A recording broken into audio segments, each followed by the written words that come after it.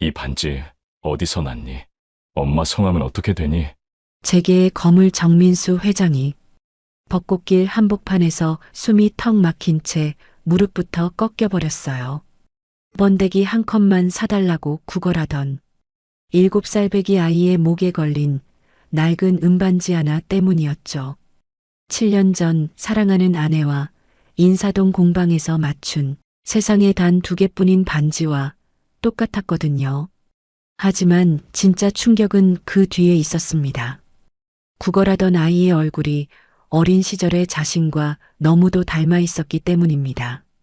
평생 자식을 가질 수 없다는 무정자증 판정을 받고 살아온 남자 앞에 나타난 이 아이의 정체는 과연 무엇일까요? 도대체 지난 7년간 어떤 비밀이 숨겨져 있는 걸까요? 사연 시작 전 구독과 좋아요를 눌러주세요. 그리고 지금 계신 곳을 댓글로 알려주세요. 한 분 한 분 모두 기억하며 그곳에 행복한 일만 가득하시기를 진심으로 바라겠습니다. 4월의 벚꽃이 눈처럼 쏟아지던 날이었습니다. 서울 한강변 벚꽃 축제장에는 수만 명의 인파가 몰려들었고 그 한복판에 가온홀딩스 정민수 회장이 서 있었죠. 수백 대의 카메라가 일제히 플래시를 터뜨렸고 결시가 동독기 배식 봉사를 마친 정민수 회장은 검은 양복의 수행원 6명을 거느린 채 메인 스테이지 쪽으로 걸어 나왔습니다. 수천만 원짜리 맞춤 양복에 악어 가죽 구두, 그리고 얼음처럼 차가운 눈빛, 35의 나이에 수조원대 그룹을 쥐락펴락하는 남자답게 그의 걸음걸이에는 한치의 흔들림도 없었어요. 스테이지 위 진행자가 확성기로 외쳤습니다. 잠시 후 벚꽃 퍼레이드가 시작됩니다. 메인도로 양쪽으로 자리 잡아주세요. 인파가 술렁이며 양쪽으로 갈라졌고 꽃잎 사이로 풍선이 떠다니는 풍경은 동화 속 한 장면 같았죠. 그런데 그 화려한 축제의 구석, 낡은 리어카 하나가 덜컹거리며 놓여 있었습니다. 리어카 위에는 김이 모락모락 피어오르는 번데기 솥이 올려져 있었고 그 앞에 서 있는 건 어른이 아니라 겨우 7살배기 사내아이였어요. 헐거운 점퍼 소매를 걷어올린 작은 손으로 종이컵에 번데기를 퍼담으며 아이는 쉴 새 없이 지나가는 사람들을 향해 목청을 높였습니다. 번데기요, 번데기. 따끈따끈한 번데기 한 컵에 1,000원이에요. 목소리가 갈라져 나왔지만 아이의 눈빛만큼은 단단했어요. 원래 이 자리는 엄마의 것이었습니다. 하지만 오늘은 아이 혼자였어요. 점점 앞이 안 보이는 병을 앓고 있는 엄마가 이번 달 병원에 가려면 돈이 필요했고 아이는 아픈 엄마 몰래 새벽같이 리어카를 끌고 나온 거였죠. 옆자리에서 호떡을 굽던 아주머니가 기름 묻은 손을 앞치마에 쓱 닦으며 고개를 돌렸습니다. 하늘아, 엄마한테 전화는 했어? 이모가 가끔 봐줄 테니까. 쉬면서 해. 네, 이모. 고맙습니다. 하늘이가 꾸벅 인사하고는 다시 인파를 향해 돌아섰어요. 작은 입술이 달싹거렸습니다. 12컵 아직 한참 멀었어. 오늘 100컵만 팔면 이번 달 병원비는 낼 수 있는데. 아이는 종이컵을 양손에 하나씩 들고 사람들 틈을 비집고 들어갔습니다. 바로 그때였어요. 카메라 플래시 세례를 받으며 검은 양복 무리가 벽처럼 다가왔고 축제 인파에 밀려 중심을 잃은 하늘이의 몸이 휘청거렸습니다. 번데기 국물이 담긴 종이컵 2개가 허공으로 솟구쳤다가 정민수의 맞춤 양복 가슴팍과 악어 가죽 구두 위로 그대로 쏟아져 내렸죠. 기름기 섞인 얼룩이 수억 원짜리 양복을 순식간에 망쳐놓았습니다. 수행 비서가 얼굴이 하얗게 질려가며 손수건을 꺼냈고 다른 비서가 바닥에 엎어진 아이의 팔을 잡아 일으키며 낮게 내뱉었어요. 조용히 비켜. 지금 촬영 중이야. 하지만 민수가 손을 들어 비서를 제지했습니다. 수백 대의 카메라가 지켜보고 있었거든요. 방금 전까지 결시가동을 위해 국을 퍼주던 손이 진짜 배고픈 아이를 밀쳐낼 수는 없었죠. 민수는 입꼬리에 억지 미소를 걸치고 직접 허리를 숙여 아이의 마른 손목을 잡아 일으켰습니다. 하늘이의 눈에서 눈물이 뚝뚝 떨어졌어요. 죄송합니다. 아저씨 옷을 다 망쳤어요. 정말 죄송해요. 연신 고개를 조아리던 아이가 문득 민수의 양복 소매를 필사적으로 움켜쥐었습니다. 아저씨 부자죠? 번데기 한 컵만 사주시면 안 돼요? 1,000원이에요. 오늘 100컵만 팔면 되거든요. 아직 12컵밖에 못 팔았어요. 엄마가 이번 달 병원 가야 해서요. 수행비서가 아이의 어깨를 잡아 조용히 밀어냈습니다. 그 손이 너무 거칠었어요. 하늘이가 휘청거리며 뒷걸음질 치다 바닥에 깔린 전선줄에 걸려 넘어졌고 무릎이 깨져 피가 배어 나왔습니다. 기자들의 카메라 플래시가 다시 일제히 터졌죠. 민수가 다시 몸을 낮춰 아이를 일으키려는 순간이었습니다. 아이의 얼굴이 코앞으로 다가왔어요. 짙은 눈매, 오똑한 콧날, 살짝 올라간 입꼬리. 민수의 숨이 턱 막혔습니다. 낯설어야 할 얼굴이었죠. 그런데 손바닥이 축축해지고 심장이 밖으로 튀어나올 것만 같았어요. 오래전 사진 속 어린 자신과 겹쳐지는 눈매가 이 아이 얼굴 위에 고스란히 얹혀 있었거든요. 머릿속에서 15년 전 진료실의 메마른 공기가 되살아났습니다. 심한 희소정자증입니다. 무정자증과 다름이 없습니다. 자연 임신 확률은 극히 낮아요. 0%는 아니지만 사실상 어렵다고 보셔야 합니다. 그날 이후 민수는 사실상 어렵다라는 말을 절대 안 된다로 바꿔 가슴에 새기고 살았어요. 그런데 지금 자신의 피가 아니고서는 도무지 설명이 안 되는 얼굴이 눈앞에서 눈물을 흘리고 있었습니다. 민수의 손이 제멋대로 떨려서 아이의 어깨를 잡는데도 한참이 걸렸어요. 바로 그때였습니다.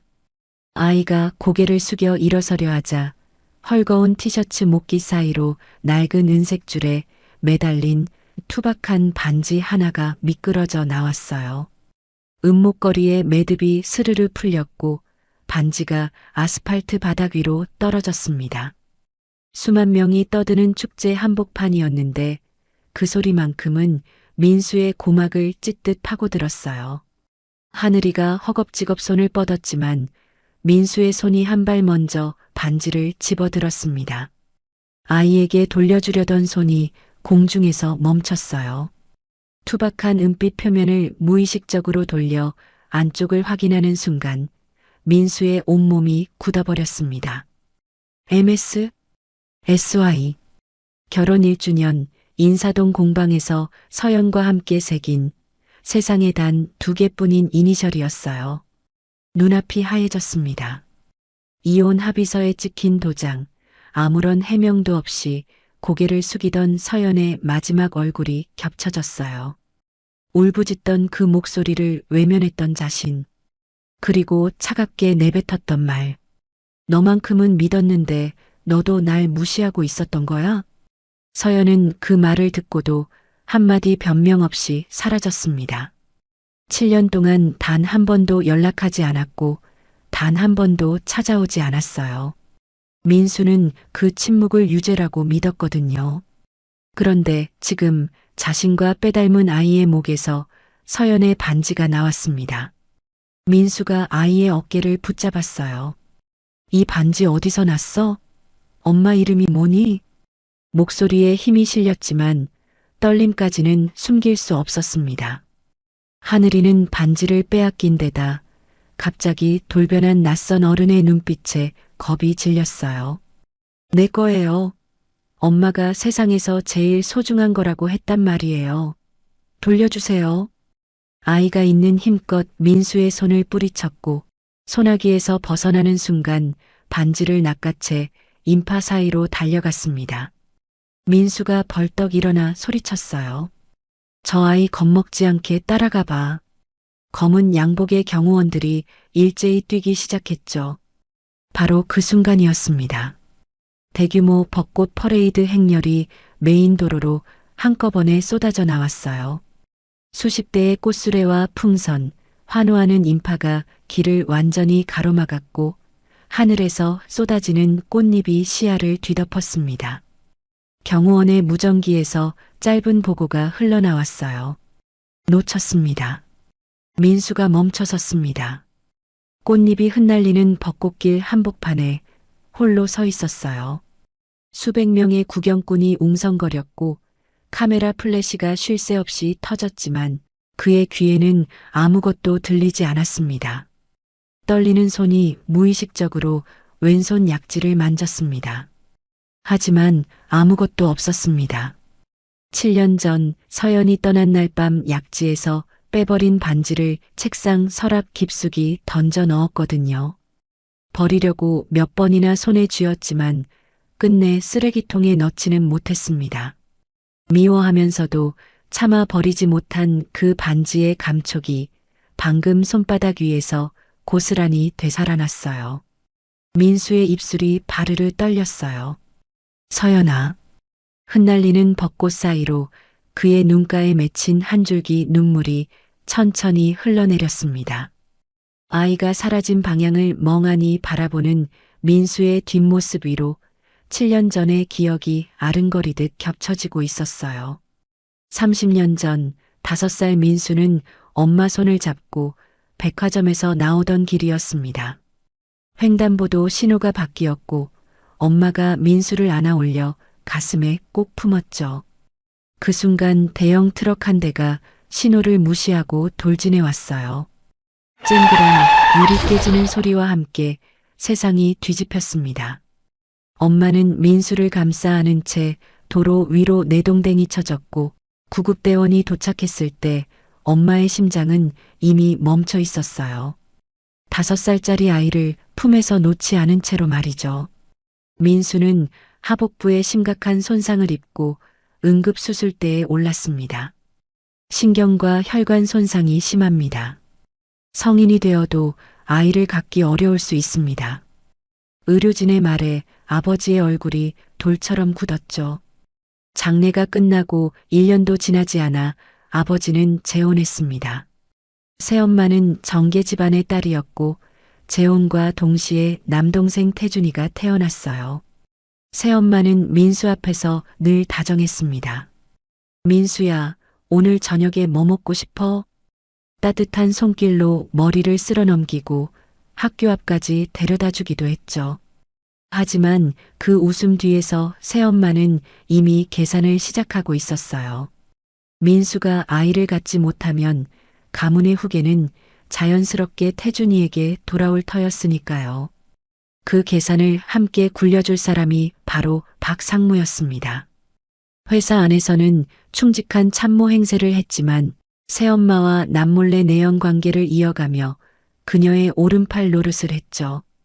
그렇게 15년이 흘렀습니다.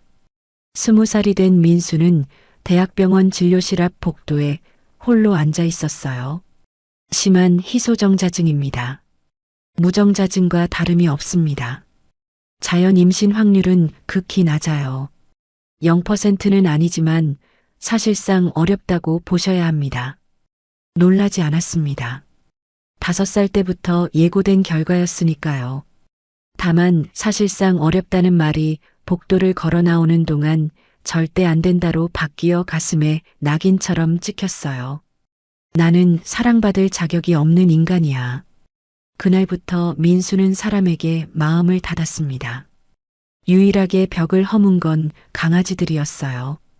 26이 된 민수는 신분을 숨긴 채 서울 외곽의 유기견 보호소에서 주말마다 봉사를 했고 그곳에서 서연을 만났습니다. 서연은 보호소에서 가장 꾸준히 일을 도맡아 하는 직원이었어요. 새벽같이 나와 견사를 청소하고 퇴근길에는 재개발에 걸린 아버지의 낡은 고물상에 들러 직접 싼 도시락을 건넸죠. 서연아, 이젠 넌 내 인생 살아. 아빠 걱정은 말고. 아버지가 등을 토닥이며 말하면 서연은 웃으며 대꾸했습니다.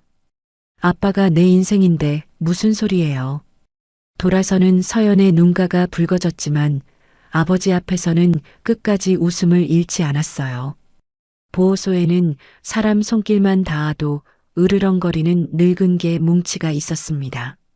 민수가 고급 간식을 내밀어도 쇠창살에 몸을 부딪히며 도망치는 녀석이었죠. 서연이 조용히 말했어요. 민수 씨, 뭉치는 지금 무서운 거예요.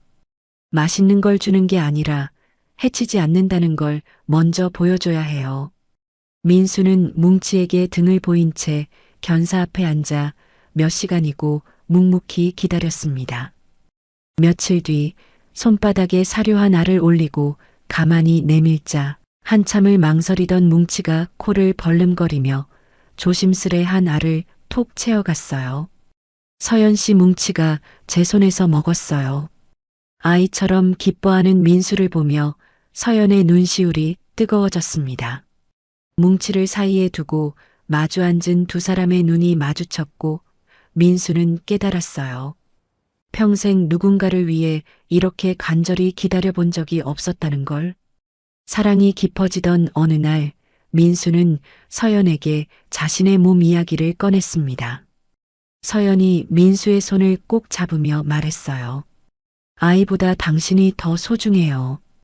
우리 둘이서 강아지들 키우며 살면 되죠. 그 한마디에 민수의 눈에서 뜨거운 것이 쏟아졌습니다. 결혼을 반대하는 아버지에게 새엄마가 나서서 설득했어요.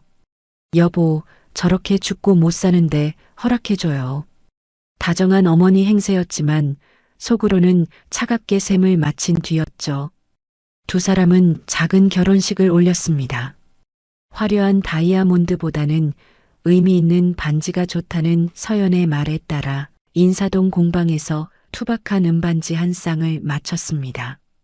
안쪽에 MS, SY라는 이니셜을 새기며 민수가 서연의 약지 손가락에 반지를 끼워줬어요. 평생 내 곁에 있을게. 서연이 민수의 눈을 들여다보며 웃었습니다. 결혼 후 서연 곁에서 단단해진 민수는 그의 새 사업을 성공시켰고 감격한 아버지가 가업물류 지분 15%를 증여하며 후계 구도를 굳혔습니다. 하지만 이사회장을 나서는 새엄마 박세정의 입술이 실처럼 가늘게 떨렸어요. 저 여자가 붙어 있으니까 민수가 달라진 거야. 저 여자만 없으면 민수는 다시 부서져. 박세정의 눈이 서늘하게 가라앉았습니다. 서연, 너만 사라지면 돼. 박세정은 박상무와 손을 잡고 서연 이름의 가짜 계좌를 만들어 회사 돈 5억을 빼돌렸습니다. 서연이 친정 빚을 갚으려 횡령했다며 고발했고 거짓 증언이 쏟아졌어요. 저는 이런 돈 본 적도 없어요. 서연이 울부짖었지만 그 목소리는 쌓인 증거 앞에서 허공에 부서졌습니다. 민수는 처음에 서연을 믿으려 했어요. 그 사람이 그럴 리 없다고, 나를 있는 그대로 받아준 유일한 사람이라고 되뇌었습니다. 하지만 증거가 쌓일수록 어릴 적부터 가슴 밑바닥에 웅크리던 목소리가 기어나왔어요. 나 같은 남자를 진심으로 사랑할 리가 있어? 불쌍해서 곁에 있어준 거 아니야? 민수가 의심한 건 서연이 아니었습니다. 자기 자신이었어요. 사랑받을 자격이 없다는 오래된 상처가 서연을 향한 믿음보다 먼저 민수를 집어삼킨 거였죠. 결정타는 박세정이 내민 사진 한 장이었습니다. 민수야, 서연이가 내 진단서를 경쟁사에 넘기려 했어. 남편 구실도 못하는 남자라고 비웃으면서 박세정은 또 한 장을 꺼내 들었습니다. 이건 그 남자랑 호텔 앞에서 찍힌 거야. 더 볼 필요 있겠니? 그 말 한마디 한마디가 민수의 가슴에 대모처럼 박혔어요. 서연이 민수의 손을 붙잡았습니다. 우리가 함께한 시간을 걸고 맹세해요. 제가 어떻게 당신의 아픔을 이용하겠어요?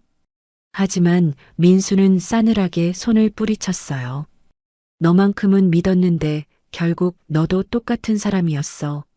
서연의 얼굴에서 핏기가 빠져나갔습니다. 며칠 뒤 박세정이 서연을 본가로 불렀습니다.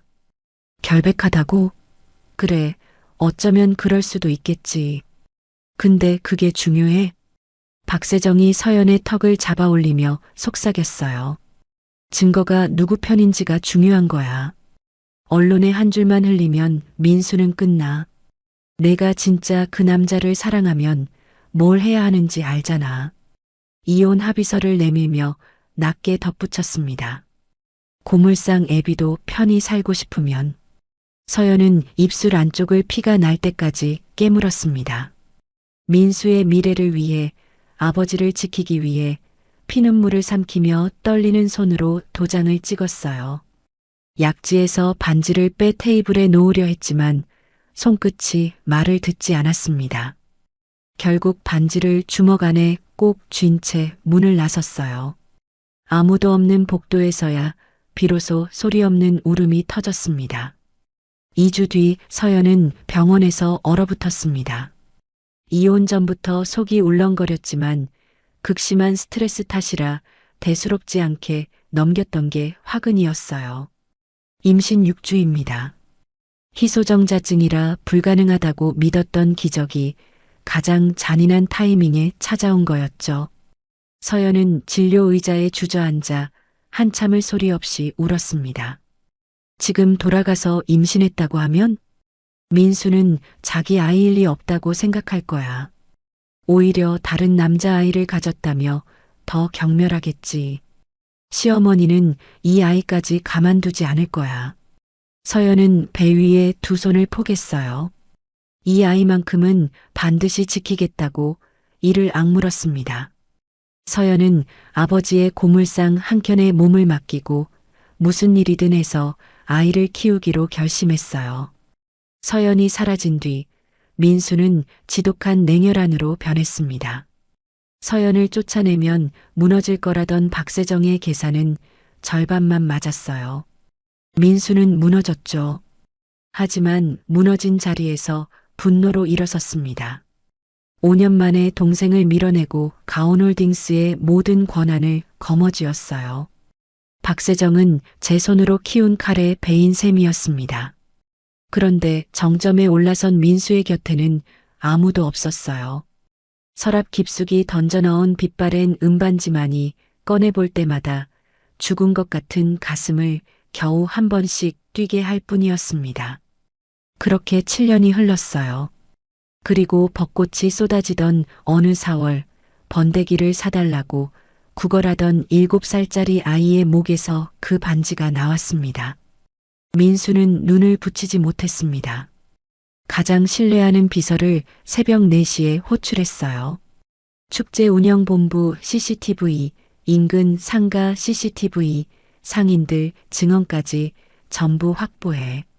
그 아이가 번데기 리어카를 끌고 어디로 갔는지 반드시 찾아.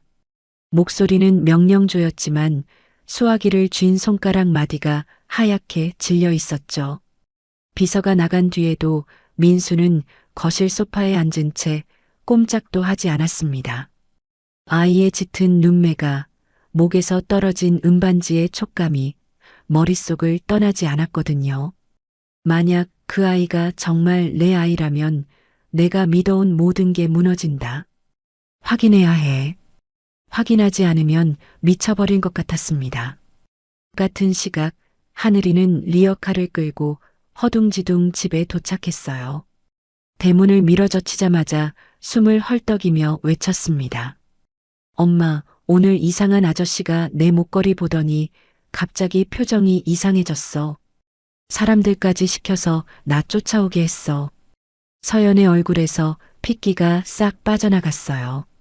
반지를 알아보고 아이를 뒤쫓은 사람이 누구인지 서연의 머릿속에 가장 먼저 떠오른 건 민수가 아니었습니다. 7년 전 자신을 배신자로 낙인 찍고 손을 놓아버린 민수가 이제 와서 자신을 찾을 리 없다고 믿었거든요. 오히려 번개처럼 스친 얼굴은 시어머니였어요. 설마 하늘이의 존재를 알고 있는 거야? 그러면 하늘이를 가만히 놔두지 않을 텐데. 서연은 그날 밤 바로 짐을 꾸렸습니다. 하늘이를 데리고 시장 뒤편 재개발 예정 구역의 낡은 건물 반지하로 몸을 숨겼어요. 날이 밝자마자 비서는 축제장 CCTV와 인근 상가 영상을 맞춰보며 하늘이의 동선을 쫓기 시작했습니다. 결정적인 단서는 축제장 옆에서 호떡을 팔던 아주머니의 입에서 나왔죠. 번데기 파는 아이, 하늘이 같은데. 지엄마랑 번데기 파는 애예요. 엄마가 눈이 많이 안 좋아서 요즘은 가끔 하늘이가 대신 나와요.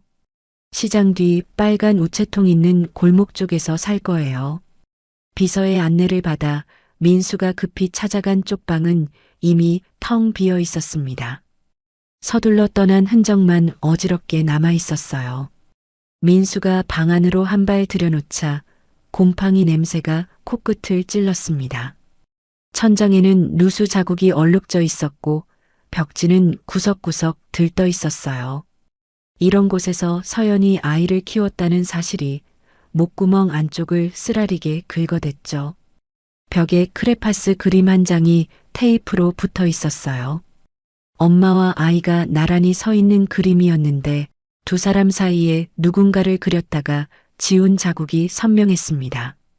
지워진 자리 위에 꾹꾹 눌러 쓴 글씨가 희미하게 남아 있었어요. 아빠, 물음표까지 또박또박 적혀 있었죠. 민수의 무릎에서 힘이 빠져나갔습니다. 방 한켠에는 큰 글씨로 된 시력표와 처방이 끊긴 약 봉투, 손때 묻은 확대경이 나란히 놓여 있었어요. 비서가 조심스럽게 말했습니다. 회장님, 아이 어머니, 눈 상태가 많이 안 좋으신 것 같습니다. 민수는 대답하지 못했어요. 크레파스 그림 앞에 쪼그려 앉은 채 아이가 지웠다 그렸다를 반복한 그 자리만 한참을 들여다보았습니다. 아이는 아빠의 얼굴을 모르니까 그릴 수가 없었던 거였어요. 그려보고 싶었지만 닮은 꼴을 몰라 지울 수밖에 없었던 그 물음표 하나가 민수의 가슴팍을 쥐어짰습니다. 한편 서연이 새로 숨어든 곳은 더 좁고 더 어두운 반지하였어요. 시장 뒤편이라 월세는 싸지만 낮에도 햇빛 한 줌 들지 않는 방이었죠. 벽 아래쪽에는 습기가 올라와 곰팡이가 피어 있었고 창문은 반지하 창문이라 바깥 풍경이라곤 지나가는 사람들의 발목뿐이었습니다. 망막 질환으로 시야가 점점 좁아지고 있었지만 돈이 없어 정기 검진도 끊긴 상태였어요. 처방약 대신 인공 눈물과 진통제로 버티며 낮에는 축제장을 찾아다니며 번데기를 팔았고 밤에는 흐릿한 눈을 비벼가며 부업을 이어갔습니다. 하늘이가 물었습니다. 엄마, 왜 또 이사해? 나 친구한테 인사도 못했어. 서연이 떨리는 손으로 아이의 머리카락을 쓸어 넘겼어요. 미안해, 하늘아. 여기 시장이 더 가까워서 엄마 일하기 편해. 조금만 참자, 응? 아이는 고개를 끄덕였지만 엄마의 목소리에 섞인 떨림을 눈치챈 듯 이불 끝을 꼭 잡고 놓지 않았습니다. 그날 밤 하늘이는 어두운 반지하 방 구석에 혼자 앉아 목에 걸린 반지를 손가락으로 돌려보았어요. 엄마는 늘 말했죠. 이건 엄마의 유일한 보물이야. 하늘이가 꼭 지켜줘. 아빠가 누군지도 모르는 아이였습니다. 이 낡은 반지가 왜 그렇게 소중한지도 알지 못했어요. 다만 오늘 축제장에서 그 반지를 보고 눈이 흔들리던 낯선 아저씨의 얼굴만 이상하게 머릿속에서 지워지지 않았습니다. 한편 민수의 움직임은 그 곁에 오래전부터 심어둔 비서를 통해 박세정에게도 흘러들어갔어요. 회장님이 축제장에서 본 아이를 찾고 계십니다. 그 아이 목에 반지가 걸려 있었다고 합니다. 보고를 듣던 박세정 손이 찻잔 위에서 멈췄습니다. 7년 전 서연이 이혼 서류에 도장을 찍고 사라진 날 이후 모든 게 끝났다고 믿었거든요. 그런데 지금 민수가 아이를 찾고 있었어요. 아이의 나이를 가늠하는 순간 박세정의 눈동자가 가늘게 좁아졌습니다. 설령 그 아이가 민수의 피가 아니더라도 서연이 다시 수면 위로 떠오르면 7년 전 횡령 누명과 가짜 계좌의 진실까지 드러날 수 있었으니까요. 박세정은 곧장 박상무를 불렀어요. 민수보다 먼저 서연의 행적부터 찾아. 그리고 민수가 병원이라도 움직이면 결과가 나오는 즉시 내게 보고되게 손써놔. 한편 민수의 비서는 과거 철거된 서연 친정 고물상 주변 사람들을 탐문했고 서연이 잠깐 일했었던 지방의 작은 식당까지 찾아냈습니다. 민수가 직접 내려갔어요. 식당 주인이 한참 민수를 바라보다 입을 열었습니다. 그 아가씨요? 기억하죠. 한동안 여기서 일했어요. 나갈 때 보니까 배가 많이 불러 있었어요. 나중에 아버지한테서 순산했다는 말만 전해 들었는데 그 뒤론 소식이 끊겼어요. 임신, 출산, 그 두 단어가 망치처럼 민수의 가슴을 내리쳤습니다. 내가 자연 임신이 어렵다고 들었는데 그럼 정말 다른 남자의 아이였던 건가?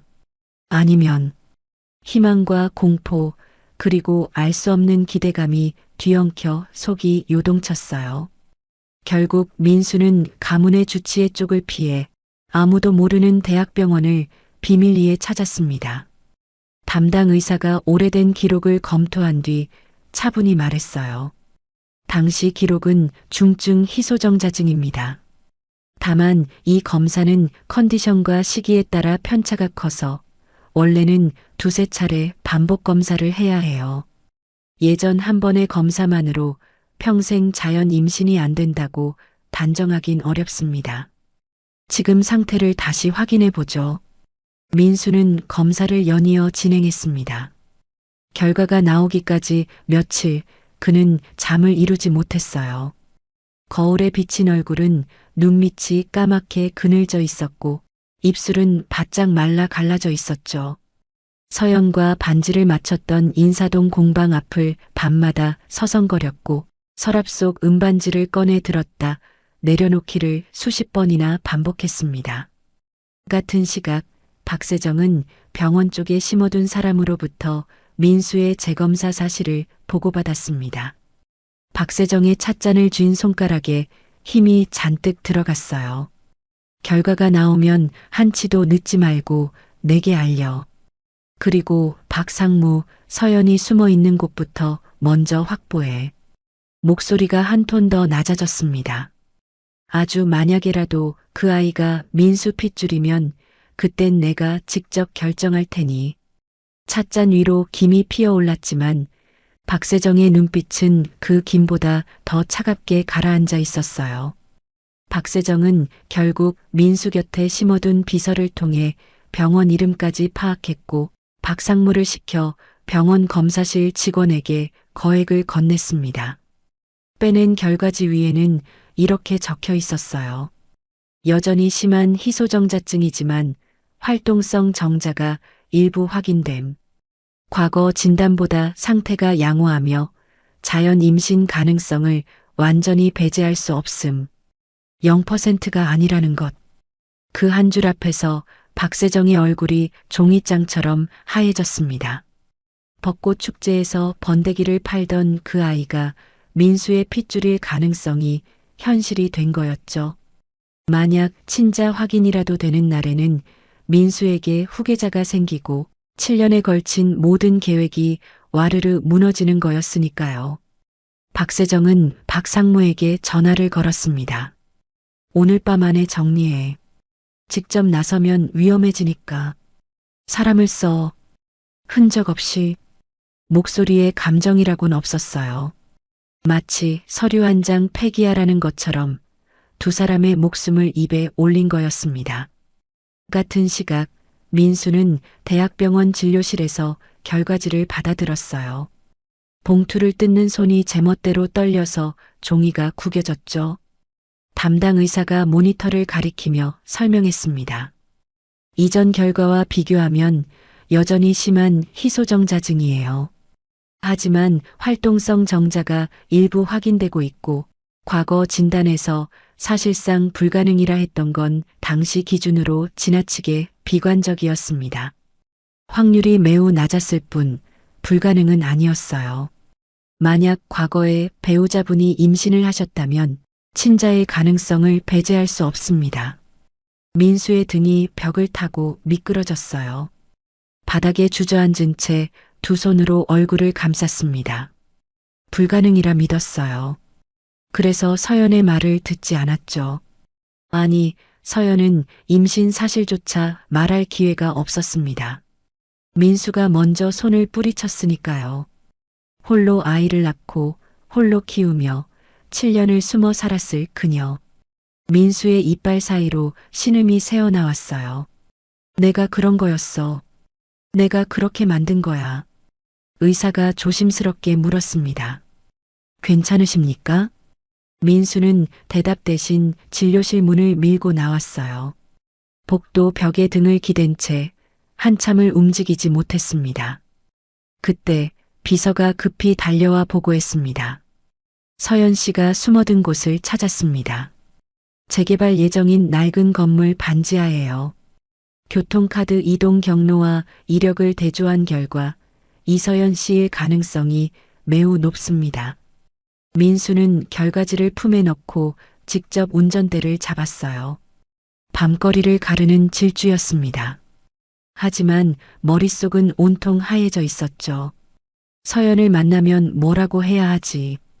미안하다는 말이 무슨 소용이야.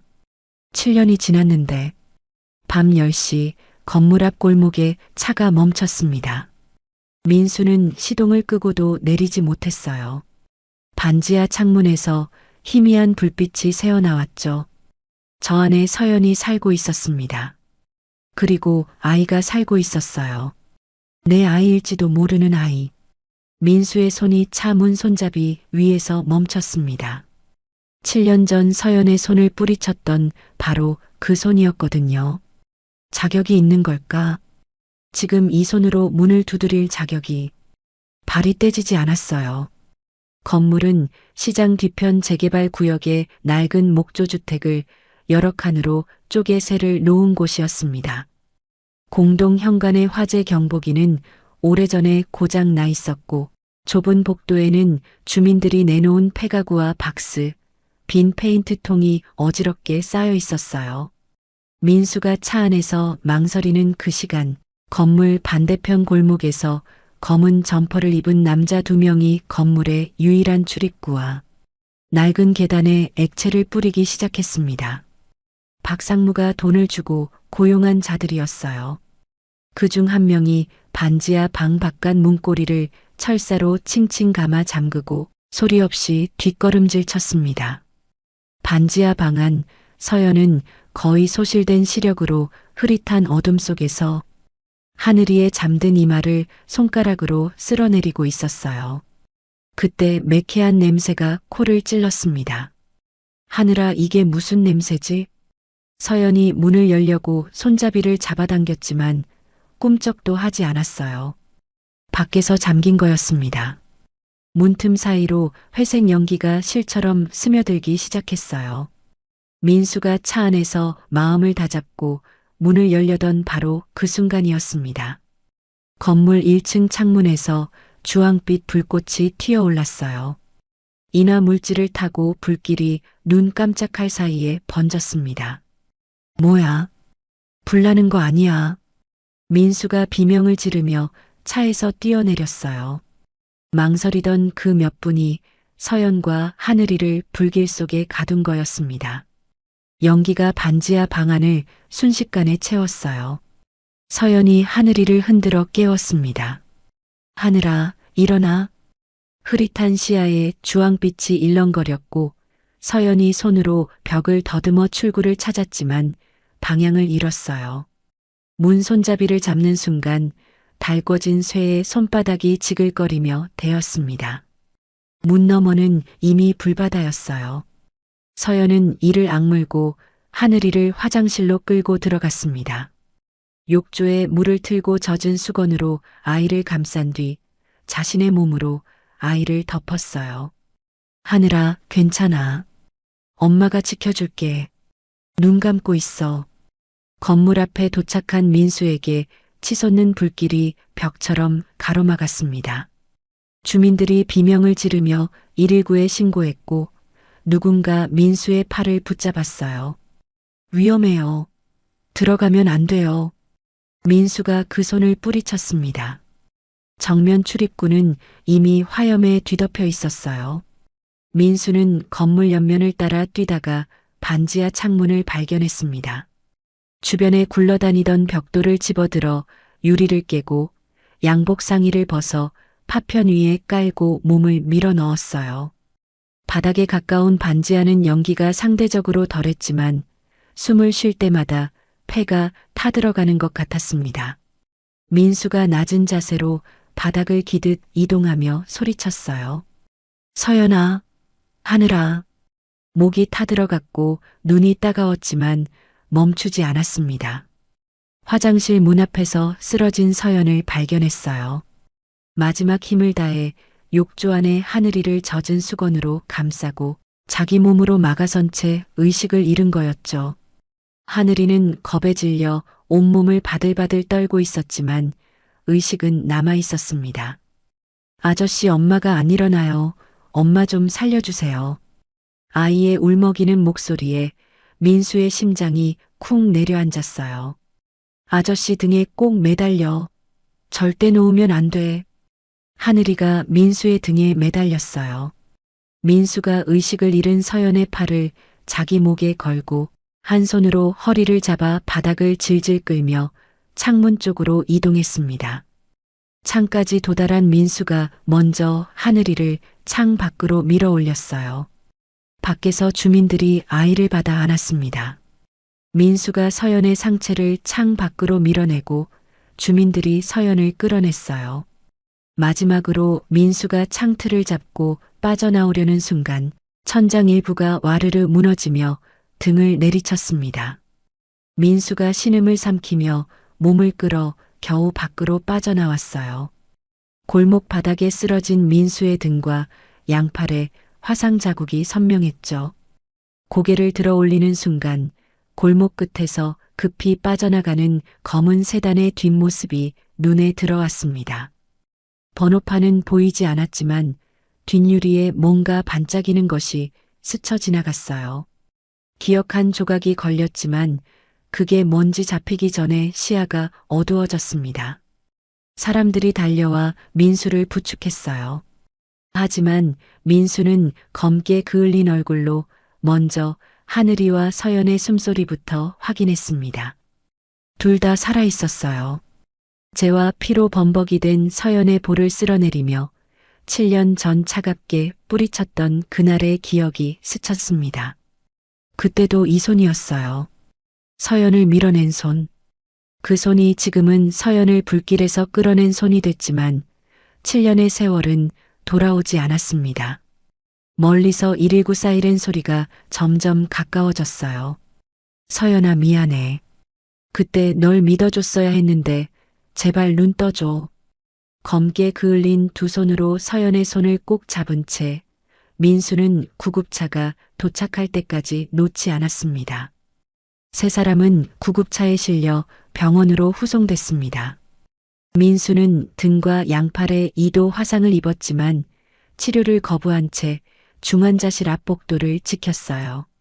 화상 부위에서 진물이 스며 나와 셔츠에 얼룩이 번졌지만 민수는 눈 하나 깜짝하지 않았습니다.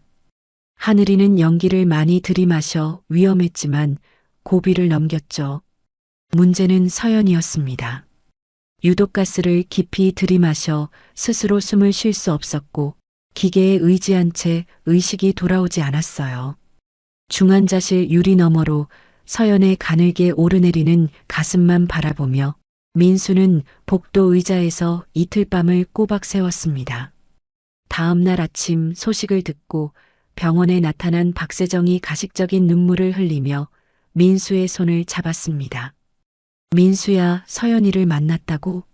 눈 상태가 많이 안 좋다면서? 민수의 눈빛이 순간 얼음처럼 굳었어요. 서연의 시력 문제를 민수는 아직 아무에게도 말한 적이 없었거든요. 쪽방촌 빈 방에서 발견한 안약과 시력표, 그 정보를 아는 사람은 비서와 자신뿐이었습니다. 어머니, 서연이 눈이 안 좋다는 걸 어떻게 아셨습니까? 박세정이 찰나 멈칫했어요. 아, 그게 방금 간호사한테 들었지. 민수는 아무 말 없이 고개를 끄덕였습니다. 하지만 이곳에 오는 길에 담당 간호사에게 확인했어요. 아직 아무에게도 서연의 과거 병력을 설명한 적이 없다고 했거든요. 민수의 눈 속에 의심의 불씨가 조용히 피어올랐습니다. 문병을 마치고 돌아서는 박세정을 뒤로 뒤늦게 나타난 박상무가 보였어요. 민수가 그를 복도 끝으로 조용히 불렀습니다. 어젯밤 10시 자네 어디 있었나? 박상무가 시선을 피하며 대답했어요. 집에서 아내와 와인 한잔하고 있었습니다.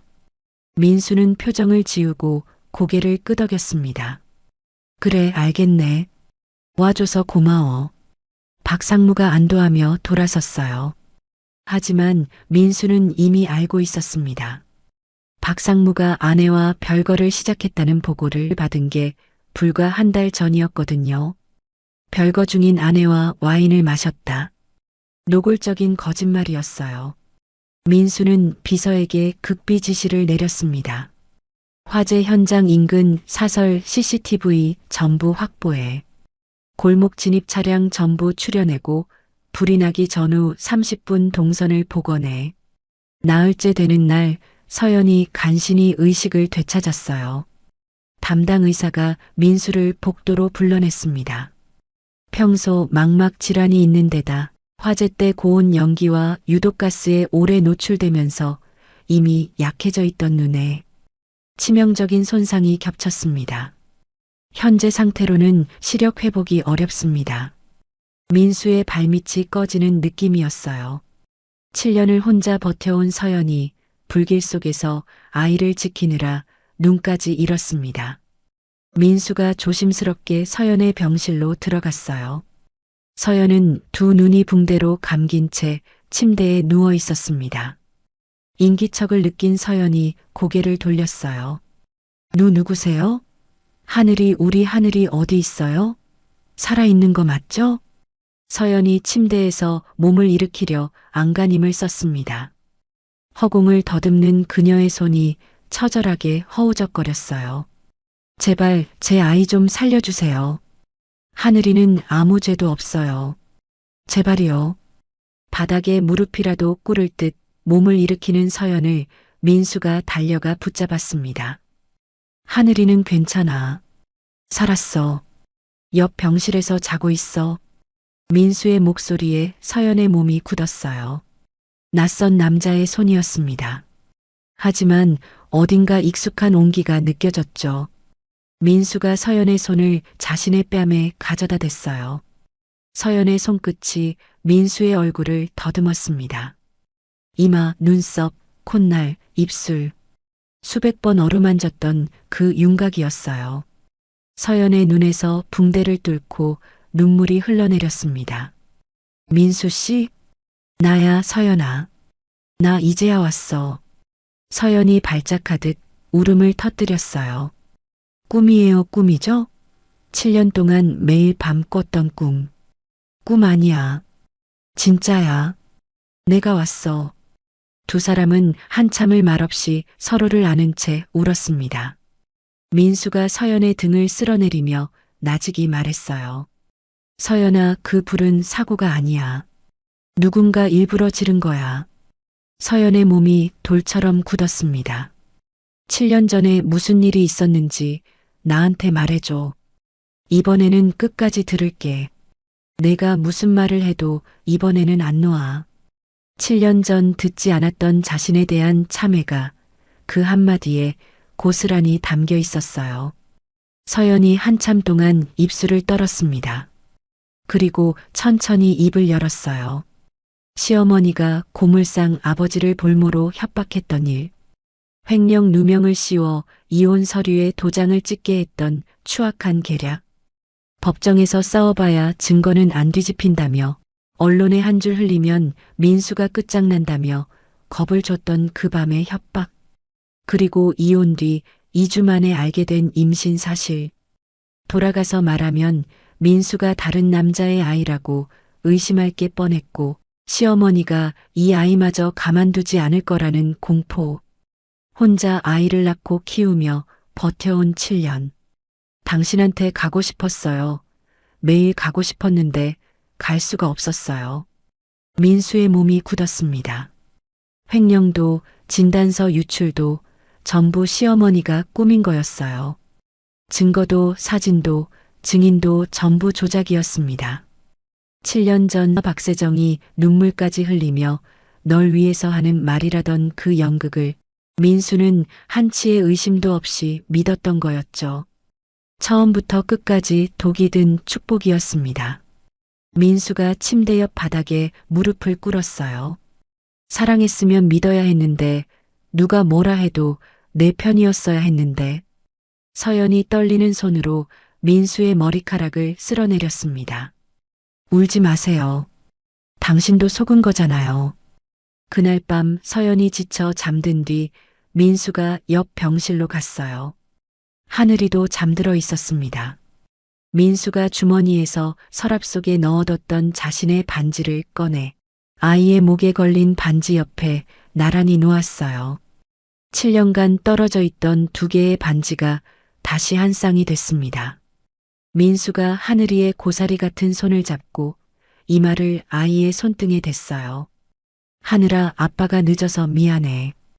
이제부터 아빠가 지켜줄게.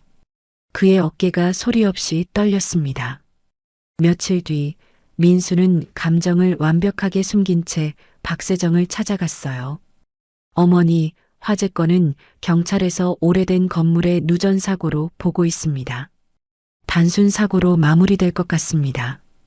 박세정의 눈에 안도의 빛이 스쳤습니다. 그래, 다행이구나. 민수야, 내가 마음고생 많았다. 어머니 덕분에 버틸 수 있었습니다. 박세정은 돌아서며 박상무와 눈짓을 나눴어요. 승리의 미소가 그들의 입가에 번졌습니다. 하지만 그들은 모르고 있었어요. 경찰이 현장에서 불을 지르는 데 쓴 물질을 채취해 방화 가능성을 수사 중이라는 것을, 그리고 민수가 그 수사 결과를 이미 확인하고도 누전이라고 말했다는 것을요.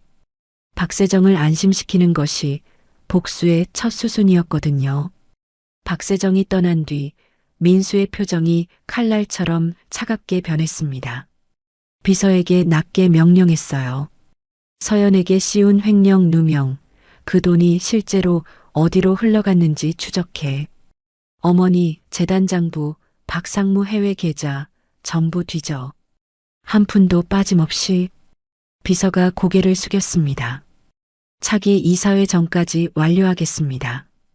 민수가 창밖을 바라봤어요. 봄비가 유리창을 타고 줄줄 흘러내리고 있었는데 그 빗줄기보다 민수의 눈빛이 더 차갑게 가라앉아 있었습니다. 화재 이후 3주가 흘렀습니다. 서연은 중환자실에서 일반 병실로 옮겨졌지만 두 눈은 여전히 붕대로 감겨 있었어요. 하늘이는 퇴원해서 비서의 가족에게 임시로 맡겨진 상태였죠. 민수는 낮에는 병원에서 서연 곁을 지켰고 밤마다 비서와 머리를 맞대며 복수의 판을 짰습니다. 서연의 동의 아래 친자 확인 검사가 진행됐어요. 민수가 조심스럽게 말을 꺼냈습니다. 서연아, 하늘이 검사를 하고 싶어? 법적으로 내 아이로 되돌리려면 필요해. 서연이 보이지 않는 눈으로 민수를 향해 고개를 끄덕였어요. 당연하죠. 그 애는 처음부터 당신 아이였으니까. 민수가 서연의 손을 꽉 쥐고 입술을 깨물었습니다. 처음부터 알고 있었던 건 서연뿐이었어요. 자기만 몰랐죠. 비서가 내부 보안 점검을 진행하던 중 민수의 수행 비서 한 명이 박세정 쪽에 민수의 동선을 실시간으로 넘기고 있었다는 사실이 드러났습니다. 민수는 그 비서를 당장 자르는 대신 역으로 이용하기로 결정했어요. 하늘이는 친아들이 아니라는 걸로 흘려. 그리고 해외 신사업 출장을 준비 중이라고 해. 매수된 비서는 아무것도 모른 채 거짓 정보를 박세정에게 전달했습니다. 보고를 받은 박세정은 안도의 숨을 내쉬었어요. 그래, 아들일 리가 없지. 무정자증이나 다름없다고 했는데. 마음을 놓은 박세정은 이사회에서 민수를 끌어내릴 해임한 준비에 집중하기 시작했습니다. 그것이 자신에게 놓인 함정인 줄은 꿈에도 모른 채. 며칠 뒤 민수는 인적 드문 외곽의 한 건물에서 박상무와 마주 앉았습니다. 책상 위에는 화재 현장 CCTV 사진이 나란히 놓여 있었어요. 복면을 쓴 남자 2명이 건물에 액체를 뿌리는 장면, 그 옆에는 박상무 이름이 찍힌 용역 계약서와 당일 통화 기록이 펼쳐져 있었죠. 민수가 차갑게 입을 열었습니다. 이놈들, 자네가 관리하는 용역업체 소속이더군. 자네는 현장에 안 갔으니까 빠질 수 있다고 생각했나? 살인 지시에 방화까지. 경찰에 넘기면 직접 불지른 놈들보다 자네가 더 무겁게 나와. 20년은 기본이지. 박상무의 얼굴에서 핏기가 쭉 빠져나갔어요. 민수가 서류를 한 장 더 꺼내 책상 위에 밀어놓았습니다. 박상무의 눈이 그 위에 멈췄어요. 본인 명의로 된 해외 계좌 해지 서류와 부동산 매매 계약서였죠. 민수가 차갑게 말했어요. 어머니가 자네 명의로 숨겨뒀던 비자금, 계좌, 지난주에 전부 정리됐더군.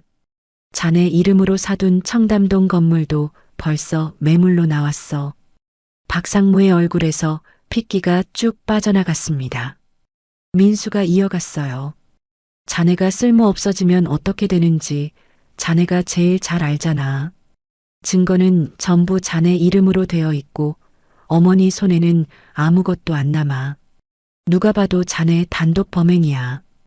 박상무의 손가락이 허벅지 위에서 파르르 떨렸습니다. 자네는 토사구팽이야. 일 터지기 전에 꼬리 자르려고 벌써 준비를 끝낸 거라고. 민수가 낮게 이어갔어요. 살 길은 하나야. 지금 내게 전부 내놓고 자수해. 전면 협조하면 가명 탄원서를 써줄게. 하지만 이 자리를 그냥 나가면 내일 아침 자네 이름으로 된 살인미수 고소장이 검찰에 접수돼. 어머니 법률팀이 자네를 얼마나 깔끔하게 잘라낼지 직접 겪어보게 될 거야. 긴 침묵이 흘렀습니다. 박상무의 눈동자가 미세하게 흔들리다가 이윽고 어깨가 축 처졌어요. 양복 안주머니에서 낡은 저장장치 하나와 작은 녹음기를 꺼내 책상 위에 올려놓았습니다. 7년 전부터 모아뒀습니다. 보험은 하나 드러나야지요. 이것도 없으면 내 목숨이 위험하다는 건 나도 알고 있었으니까. 저장장치 안에는 서연에게 횡령 누명을 씌운 실행 서류 원본, 가짜 계좌 개설 기록, 박세정 재단에서 박상무의 해외 계좌로 흘러간 수억 원의 돈 흐름이 고스란히 담겨 있었어요. 녹음기에는 박세정이 화재를 직접 지시한 통화가 녹음되어 있었습니다. 오늘 밤 안에 정리해. 흔적 없이. 녹음기에서 흘러나오는 박세정의 목소리를 듣는 순간 민수의 주먹이 하얗게 변하도록 쥐어졌어요. 7년치 분노가 한꺼번에 치밀어 올랐지만 민수는 이를 악물고 감정을 눌렀습니다. 아직 때가 아니었거든요. 이사회 당일 내가 신호를 주면 그때 자수해. 그 전까지 어머니한테는 평소처럼 행동하고. 박상무가 고개를 끄덕였어요. 서로를 믿어서가 아니라 서로의 이해가 정확히 맞물린 거래였습니다. 이사회 전날 밤 민수는 병원 병실에 앉아 잠든 서연의 손을 잡고 있었어요. 옆 침대에서는 문병온 하늘이가 엄마의 팔을 베고 잠들어 있었죠. 내일이면 끝난다. 이 사람들을 다시는 아프지 않게 하겠다고 민수는 소리 없이 다짐했습니다. 하늘이 목에 걸린 은반지가 병실의 희미한 불빛을 받아 가늘게 빛나고 있었어요. 가온홀딩스 차기 이사회 당일이 밝았습니다. 본사 최상층 대회의실에 긴 원목 테이블 양편에 이사진이 빼곡히 앉아 있었고 상석에는 아버지 정 의장이 굳은 표정으로 자리하고 있었어요. 박세정은 의장 오른편에서 여유로운 미소를 띠고 있었습니다. 오늘 민수의 해임안을 상정할 준비가 끝난 상태였죠. 이사진 과반이 이미 자기 편이라는 계산이었으니까요. 박세정이 입을 열었어요. 오늘 안건을 말씀드리기 전에 현 경영진의 사생활 문제와 최근 불미스러운 사건들에 대해 바로 그때였습니다. 회의실 양쪽 문이 동시에 열렸어요. 민수가 홀로 들어섰습니다. 손에는 두꺼운 서류 파일이 들려 있었고 뒤따르는 비서가 노트북을 프로젝터에 연결했어요. 민수의 눈빛은 그동안 한 번도 보여준 적이 없는 차갑고 고요한 것이었습니다. 박세정의 미소가 미세하게 굳었어요. 민수가 이 사진을 천천히 둘러보며 말했습니다. 안건 상정 전에 이사님들께 먼저 보여드릴 것이 있습니다. 대형 화면에 첫 번째 문서가 떴어요. 대학병원 정밀 재검사 결과지였습니다. 활동성 정자 확인, 자연 임신 가능. 이사들 사이에서 웅성거림이 퍼졌어요. 희소정자증으로 알려졌던 민수에게 아이를 가질 수 있는 능력이 있었다는 사실에 다들 동요했습니다. 두 번째 문서가 화면을 채웠어요. 국립감정원 발급 친자 확인 결과지였습니다. 정민수와 정하늘 사이의 친자 관계가 99.999%의 확률로 확인됨. 회의실이 술렁였어요. 정 의장의 눈이 크게 벌어졌고 박세정의 얼굴에서 혈색이 빠지기 시작했습니다. 민수가 세 번째 자료를 띄웠어요. 화재 현장 인근 상가에서 확보한 영상이었습니다. 화면 속에서 복면을 쓴 남자들이 낡은 건물 주변에 액체를 뿌리는 장면, 그리고 불이 난 직후 골목을 빠져나가는 검은 세단이 선명하게 잡혔죠. 회의실 공기가 얼음장처럼 굳었습니다. 박세정이 벌떡 일어섰어요. 이건 조작이야. 어디서 근본도 모르는 애를 데려와서 사기를 치는 거야. 박세정은 회의실 한쪽에 앉은 박상무를 향해 눈짓을 보냈습니다. 하지만 박상무는 미동도 하지 않았어요. 민수가 고개를 끄덕이자 비서가 녹음 파일을 재생했습니다. 스피커에서 박세정의 목소리가 흘러나왔어요. 오늘 밤 안에 정리해. 흔적 없이. 박상무의 목소리가 이어졌습니다. 건물에 사람이 있는데 아이도 있습니다. 그리고 박세정의 대답. 내가 뭐라고 했어? 어떻게 하든 상관없다고 했잖아. 회의실에 죽음 같은 정적이 내렸어요. 박세정의 다리에서 힘이 빠졌습니다. 의자 팔걸이를 움켜쥔 손이 사시나무처럼 떨렸어요. 박세정이 박상무를 향해 비명에 가까운 목소리로 외쳤습니다. 이 배은망덕한 놈이 내가 감히 나를 배신해. 박상무가 처음으로 박세정을 똑바로 쳐다보았어요. 입꼬리가 쓸쓸하게 비틀렸지만 한마디도 하지 않았습니다. 그 침묵이 어떤 말보다 더 크게 회의실을 울렸죠. 정 의장이 테이블을 내리쳤어요. 쾅 하는 소리에 물잔이 흔들렸고 노인의 목소리가 회의실 전체를 울렸습니다. 얼굴이 붉었다 파랬다를 반복하던 정 의장이 떨리는 손으로 박세정을 가리켰어요. 지금 당장 이사회를 중단한다. 전원 퇴장시켜. 이사들이 술렁이며 자리에서 일어났고 정 의장이 박세정을 노려보며 낮게 말했습니다. 당신은 남아. 이사들이 빠져나간 회의실에 셋만 남았어요. 정 의장, 박세정, 민수. 정 의장이 민수를 향해 먼저 입을 열었습니다. 왜 이걸 나한테 먼저 가져오지 않은 거니? 분노와 수치심이 뒤섞인 목소리였어요. 민수가 아버지의 눈을 똑바로 보며 대답했습니다. 가져갔으면 새어머니를 지켜주셨을 겁니다. 아버지는 늘 그러셨으니까요. 이번만큼은 그렇게 둘 수 없었습니다. 정 의장의 입술이 바르르 떨렸어요. 반박할 수가 없었습니다. 민수의 말이 맞았거든요. 정 의장이 박세정을 돌아보았어요. 할 말 있나? 박세정이 무릎이 꺾인 채 의자에 주저앉아 있었습니다. 입술이 파랗게 질려 있었지만 눈빛만은 아직 죽지 않았어요. 여보, 이건 다 오해야. 민수가 나를 모함하는 거야. 제발. 정 의장이 손을 들어 그 말을 잘랐습니다. 오늘부로 당신의 재단 직함, 가온홀딩스 안의 모든 자리를 빼앗는다. 법적 절차는 변호인을 통해 알리겠다. 돌아서며 낮게 그러나 무겁게 덧붙였어요. 내 며느리와 손자를 죽이려 했어. 어떻게 사람이. 끝까지 말을 잇지 못한 채 정 의장이 비틀거리며 회의실을 나갔습니다. 박세정이 회의실 문을 열고 복도로 나섰어요. 복도 끝에서 아들 태준이가 벽에 등을 기대고 서 있었습니다. 회의실 안에서 벌어진 일을 이미 들은 얼굴이었어요. 창백하고 어딘가 무너진 표정이었죠. 박세정이 아들에게 손을 뻗었습니다. 태준아, 엄마 말 들어. 이건 다 오해야. 엄마가 설명해 줄게. 태준이가 한 발 물러섰어요. 어머니의 손이 허공에서 멈췄습니다. 태준이가 입술을 깨물며 고개를 돌렸어요. 아무 말도 하지 못했습니다.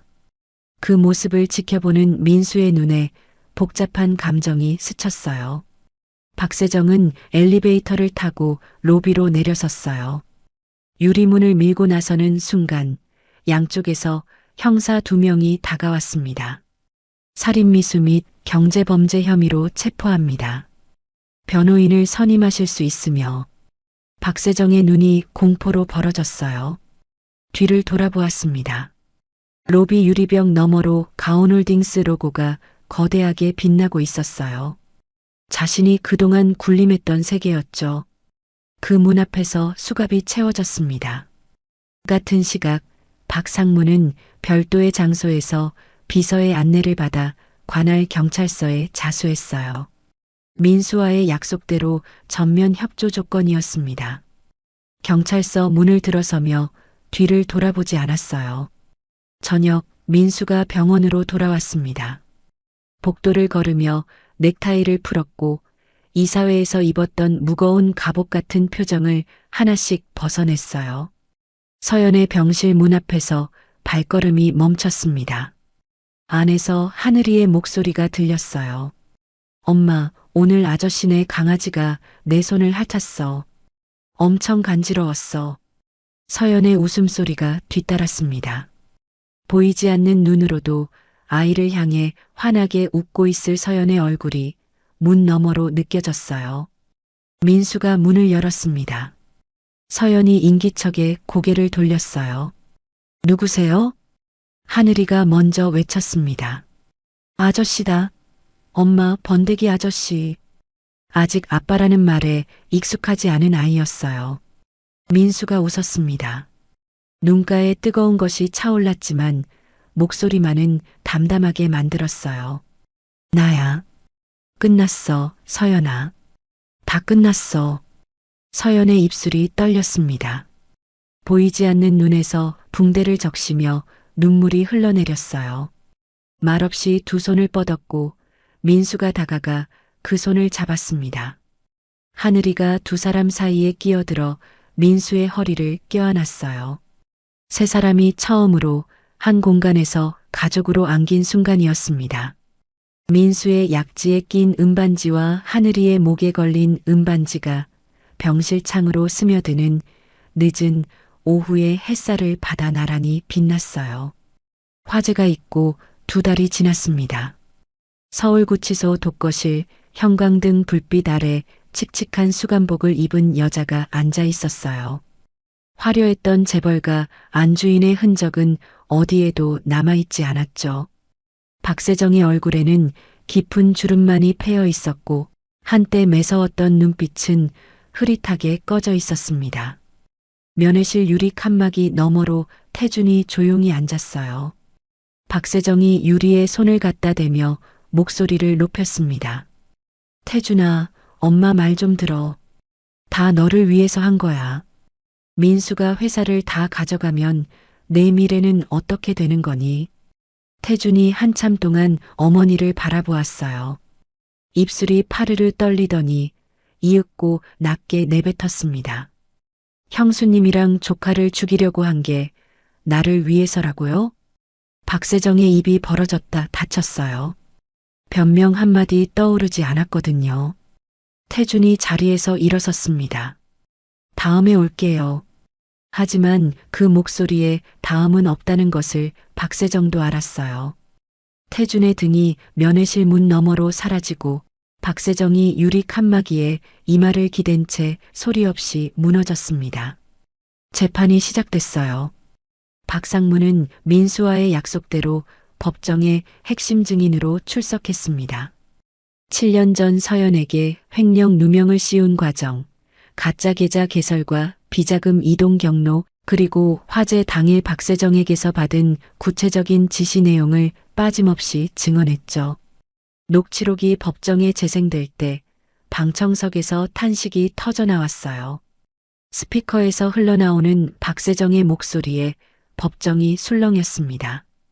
피고인석에서 박세정이 소리쳤어요. 저 남자가 거짓말을 하고 있어요. 하지만 쏟아지는 물증 앞에서 그녀의 목소리는 점점 작아졌고 결국 고개를 떨구었습니다. 박상무는 전면 협조의 대가로 징역 10년을 선고받았어요. 박세정에게는 살인미수와 경제범죄로 징역 20년이 구형됐고 법조계에서는 중형이 불가피하다는 관측이 지배적이었습니다. 같은 시기 가온홀딩스 본사 회장실이었어요. 태준이 문 앞에서 한참을 망설이다 노크했습니다. 민수가 들어오라고 했지만 태준은 문을 열고도 눈을 마주치지 못했어요. 긴 침묵이 흐른 뒤 태준이 먼저 입을 열었습니다. 형, 내가 대신 사과할게. 어머니가 그런 사람인 줄 진짜 몰랐어. 민수가 태준을 바라보았어요. 이 아이도 그 여자의 피해자라는 것을 민수는 알고 있었거든요. 내 어머니의 죄는 내 죄가 아니야. 민수가 차분하게 말을 이었습니다. 그룹 안에서 내 자리는 그대로다. 다만 이제부터는 내 방식으로 간다. 따라올 수 있지? 태준의 눈이 붉어졌어요. 고개를 깊이 숙이며 떨리는 목소리로 대답했습니다. 고마워, 형. 민수가 돌아서며 창밖을 바라보았어요. 복수의 끝에서 용서를 선택하는 것이 이토록 무겁다는 걸 그제야 알 것 같았습니다. 서연의 병실이었어요. 민수가 담당 의사와 마주 앉아 검사 결과를 들었습니다. 화재 연기로 인한 각막 손상과 안구 표면 손상이 심각합니다. 다만 정밀 검사 결과 시신경 자체는 기적적으로 보존되어 있어요. 기존의 망막 질환은 진행 중이지만 각막 이식을 통해 시력을 일정 부분 회복할 가능성이 있습니다.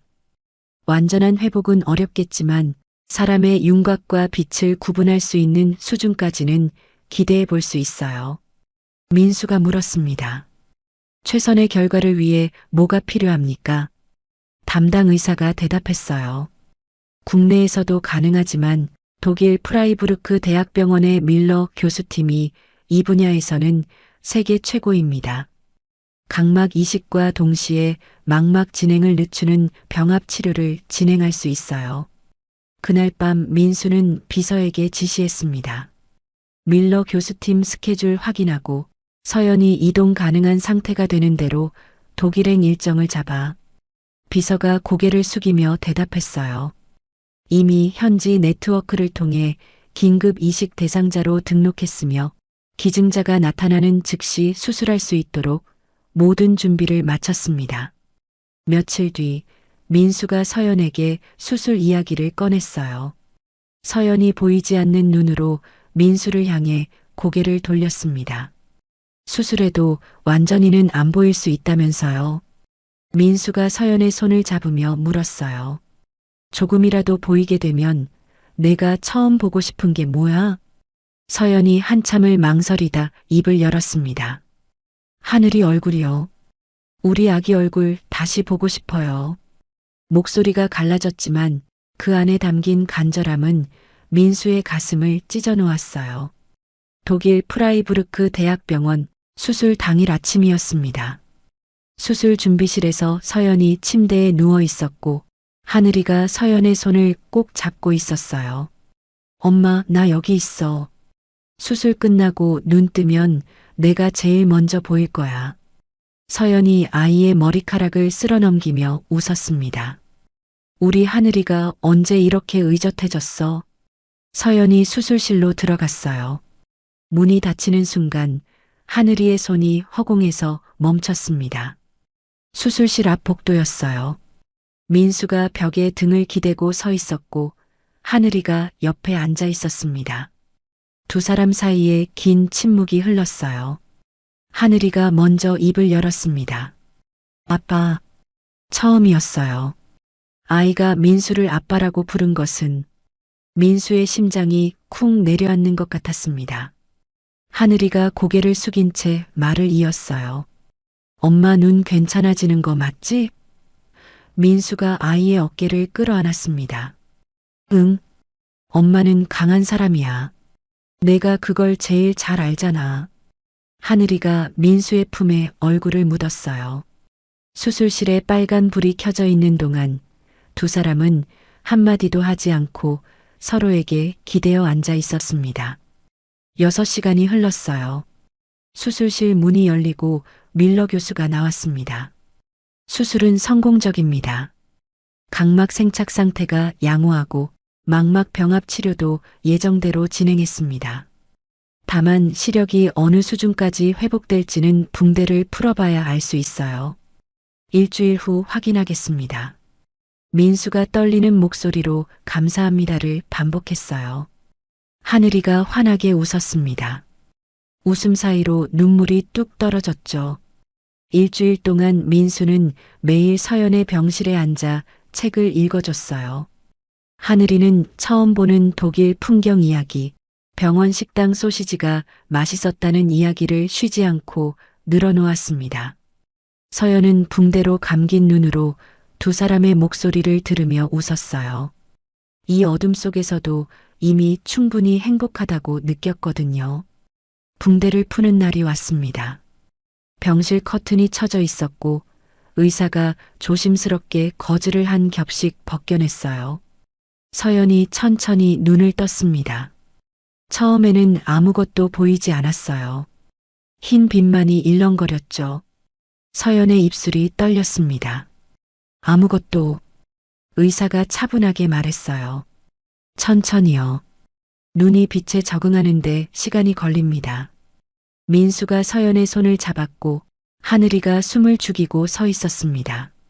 몇 초가 영원처럼 흘렀어요. 서연의 눈동자가 미세하게 움직였습니다. 흐릿한 빛 속에서 윤곽이 하나 떠올랐어요. 사람의 형체, 작은 체구. 서연의 입이 벌어졌습니다. 또 하나의 윤곽이 보였어요. 더 큰 체구, 나란히 서 있는 두 사람. 선명하지 않았어요. 이목구비가 또렷하게 보이지는 않았죠. 하지만 서연은 알았습니다. 흐릿한 시야 속에서도 그 윤곽만으로 알 수 있었어요. 서연이 떨리는 손을 뻗었습니다. 하늘이의 뺨에 손끝이 닿았어요. 하늘아. 목소리가 갈라졌습니다. 엄마가 이제야 우리 아들 얼굴을 보네. 하늘이가 참았던 울음을 터뜨리며 서연의 품에 안겼어요. 엄마, 나 보여? 진짜 보여? 서연이 아이를 끌어안으며 고개를 끄덕였습니다. 눈물이 쉬지 않고 흘러내렸어요. 서연의 시선이 옆으로 움직였습니다. 민수가 서 있었어요. 흐릿한 윤곽이었지만 그 어깨의 넓이, 고개를 살짝 숙인 자세, 예전과 달라진 것 하나 없는 그 실루엣. 서연이 민수를 향해 손을 뻗었습니다. 당신, 보여요. 흐릿한데, 당신인 거 알아요. 민수가 그 손을 잡고 무릎을 꿇었어요. 말이 나오지 않았습니다. 그저 서연의 손등에 이마를 대고 눈물을 쏟았어요. 하늘이가 두 사람 사이에 끼어들어 세 사람이 한 덩어리가 됐습니다. 병실 창으로 독일의 늦은 오후 햇살이 쏟아져 들어왔어요. 한국으로 돌아온 뒤 아버지가 본가에 서연과 하늘이를 초청했습니다. 하지만 그 자리가 쉽게 마련된 것은 아니었어요. 초청 전날 밤 아버지는 서재에서 홀로 오래된 앨범을 넘기고 있었습니다. 민수의 친어머니, 자신의 첫째 부인 사진 앞에서 한참을 머물렀어요. 민수의 어머니는 민수를 품에 안고 사고 현장에서 숨졌습니다. 그 이후 아버지는 기억과 가문만 바라보며 살았어요. 아들의 아내가 쫓겨나는 것도 손자가 번데기를 파는 것도 몰랐습니다. 아니, 모른 게 아니라 보지 않았던 거였죠. 아버지가 앨범을 덮으며 낮게 중얼거렸어요. 내가 얼마나 모르고 살았던 거냐. 뭔가 거실이었습니다. 서연이 민수의 팔을 잡고 조심스럽게 들어섰어요. 흐릿한 시야로 넓은 공간의 윤곽을 더듬었습니다. 하늘이가 서연의 다른 손을 잡고 있었죠. 아버지는 소파에서 일어섰어요. 하늘이의 얼굴을 처음으로 가까이에서 보는 순간 노인의 눈이 크게 벌어졌습니다. 아이의 짙은 눈매, 오똑한 콧날, 죽은 첫째 부인의 젊은 시절 사진과 겹쳐지는 얼굴이었어요. 아버지의 입술이 파르르 떨렸습니다. 이 아이가 하늘이냐? 민수가 고개를 끄덕였어요. 아버지가 하늘이 앞에 무릎을 꿇었습니다. 재벌 총수가 평생 무릎을 꿇어본 적 없는 노인이 손자 앞에서 주저앉은 거였어요. 할아버지가 미안하다. 하늘이가 어리둥절한 얼굴로 민수를 올려다보았습니다. 민수가 고개를 끄덕여줬어요. 하늘이가 조심스럽게 아버지 손을 잡았습니다. 할아버지, 저 정하늘이에요. 아버지가 서연을 향해 고개를 숙였어요. 며느리에게 할 말이 있네.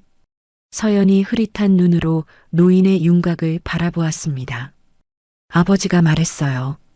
7년 전 내 결백을 확인하지 않았고 내 며느리를 지켜주지 못했어. 용서받으려고 하는 말이 아니야. 다만 이 늙은이가 잘못했다는 것만은 알아줬으면 한다. 긴 침묵이 흐른 뒤 서연이 조용히 대답했습니다. 저는 원망한 적 없어요. 아버지는 품 안에서 작은 상자를 꺼냈어요. 안에는 가문의 문장이 새겨진 도장이 들어 있었습니다. 이건 가온 가문의 큰아들에게 전해지는 거야. 아버지가 하늘이의 손에 도장을 쥐어줬어요. 오늘부터 너는 정식으로 이 가문의 손자다. 하늘이가 도장을 두 손으로 받아들며 민수를 올려다보았습니다. 민수가 아이의 머리를 쓸어넘기며 고개를 끄덕였어요. 법원에서 정하늘의 호적 등재 절차가 완료됐습니다. 하늘이가 민수의 손을 잡았습니다. 아빠, 나 이제 진짜 정하늘이야? 민수가 웃었어요. 처음부터 진짜 정하늘이었어. 서류가 늦었을 뿐이야. 어느 날 오후 민수가 서연을 데리고 오래된 동네를 찾았습니다. 서연이 흐릿한 시야로 주변을 둘러보았어요. 낯설지만 익숙한 공기였죠. 여기 어디예요? 민수가 서연의 손을 잡고 걸었습니다. 장인어른 고물상 있던 자리야. 서연의 발이 멈췄어요. 민수가 말을 이었습니다. 장인어른 편찮으셔서 요양원에 계시잖아. 내가 면회 갔을 때 그러시더라. 서연이가 어릴 때 유기견을 주워올 때마다 마당에 계집을 만들어 주셨다고. 그래서 여기에 세우려고. 서연의 앞에 건물 하나가 서 있었어요. 흐릿한 시야로는 전체를 알아볼 수 없었습니다. 민수가 설명했어요. 고물상이 있던 자리에 세워진 유기견, 보호소와 작은 반려견 공원이었습니다. 건물 입구에는 서연 아버지의 낡은 작업 장갑이 액자에 넣어져 걸려 있었어요. 그 아래 작은 동판에는 이렇게 적혀 있었습니다. 이곳은 평생 딸과 버려진 생명들을 사랑한 한 아버지가 한평생을 바친 곳입니다. 서연이 액자 앞에 섰어요. 흐릿한 눈으로 장갑의 윤곽을 더듬었습니다. 손을 뻗어 액자 유리를 만졌어요. 서연이 소리 없이 울었어요. 민수가 옆에 서서 아무 말 없이 서연의 어깨를 감쌌습니다. 서연이 한참 만에 입을 열었어요. 여기서 내가 이래도 돼요? 민수가 대답했습니다. 처음부터 내 자리야. 보호소가 문을 열었어요. 서연이 원장이 됐습니다. 첫 번째로 입소한 개는 늙고 한쪽 눈이 먼 잡종견이었어요. 서연이 그 개를 안으며 말했습니다. 너도 한쪽 눈이 안 보이는구나. 우리 비슷하네. 뭉치와 시작됐던 이야기가 다른 형태로 이어지고 있었습니다. 가온홀딩스 임시 이사회가 열렸어요. 민수가 투명 경영 선언문을 낭독했습니다. 박세정 재단의 비자금 전액을 환수하여 아동복지기금으로 전환한다는 내용, 경영감시위원회를 새로 만들어 외부 인사를 포함시킨다는 내용이 담겨 있었죠. 이사진이 만장일치로 승인했어요. 민수가 서류에 서명하며 비서에게 낮게 말했습니다. 이 회사에서 다시는 누군가가 누명을 쓰는 일이 없도록 해. 하늘이가 가온 아동복지재단의 홍보 영상에 출연했어요. 카메라 앞에 선 아이가 말했습니다. 저는 벚꽃 축제에서 번데기를 팔던 아이였습니다. 엄마 병원비를 벌기 위해 리어카를 끌었습니다. 저 같은 아이들이 아직 많습니다. 이 재단은 그 아이들의 이야기를 듣기 위해 만들어졌습니다. 하늘이의 담담한 목소리가 흘러나오는 화면을 서연이 흐릿한 눈으로 바라보았어요. 옆에 선 민수가 서연의 손을 잡았습니다. 두 사람의 눈이 젖어 있었죠. 인사동, 두 사람이 반지를 맞췄던 그 공방을 다시 찾았습니다. 공방 주인이 두 사람을 알아봤어요. 어머, 그때 그 커플 아니에요. 서연이 흐릿한 눈으로 공방 안을 둘러보았습니다. 8년 전 이곳의 모습은 또렷이 기억나는데 지금은 윤곽만 보였어요. 하지만 그것으로 충분했습니다. 민수가 주머니에서 2개의 은반지를 꺼냈어요. 자신의 약지에서 뺀 것과 하늘이의 목에 걸려있던 것. 세월이 깃든 투박한 반지 2개였습니다. 민수가 공방 주인에게 말했어요. 이 반지 세척하고 하나 더 만들어주세요. 똑같은 디자인으로. 크기는 아이 손가락에 맞게. 새길 글자는. 민수가 서연을 돌아보았습니다. 서연이 웃으며 말했어요. MS, SY, HL. 공방 주인이 웃었습니다. 가족 반지네요. 서연이 고개를 끄덕였어요. 이제야 완성이에요. 1년 뒤 벚꽃이 만개한 벚꽃길이었습니다.